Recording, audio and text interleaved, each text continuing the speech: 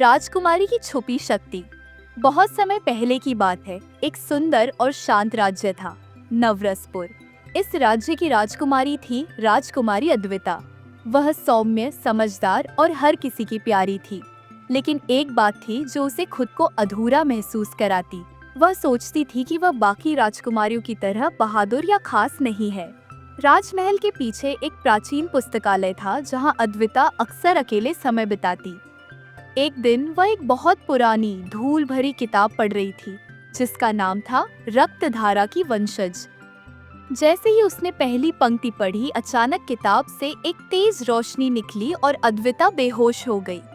जब उसकी आंखें खुली, वह एक सुनहरे प्रकाश से घिरी हुई थी। एक दिव्य आवाज गूंजी, अद्विता, तुम केवल एक राजकुमारी नहीं बल्कि अग्निवंश की अंतिम उत्तराधिकारी हो। तुम्हारे अंदर छिपी है एक प्राचीन शक्ति, अग्नि शक्ति। अद्विता घबरा गई। मुझे कुछ नहीं आता, मैं ये कैसे समझूं? उस दिव्य शक्ति ने जवाब दिया।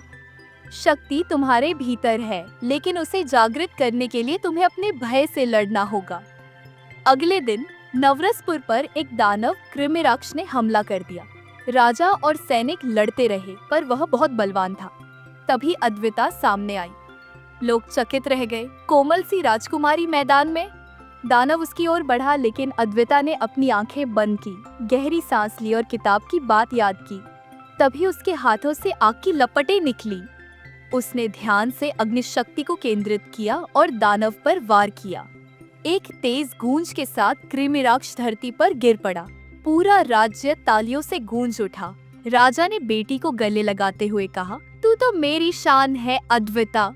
तूने दिखा दिया कि सच्ची शक्ति साहस और विश्वास से जागती है। उस दिन के बाद राजकुमारी अद्विता सिर्फ नवरसपुर की नहीं बल्कि पूरे राज्य की रक्षक बन गई। वह रोज नई बात सीखती, अपनी शक्तियों को और नियंत्रित करती और जरूरतमंदों की मदद करती। शिक्षा, हर किसी के अंदर कोई न कोई छुपी हुई शक्ति होती है। जब हम अपने डर से सामना करते हैं, तब हमें अपनी असली पहचान और ताकत का पता चलता है।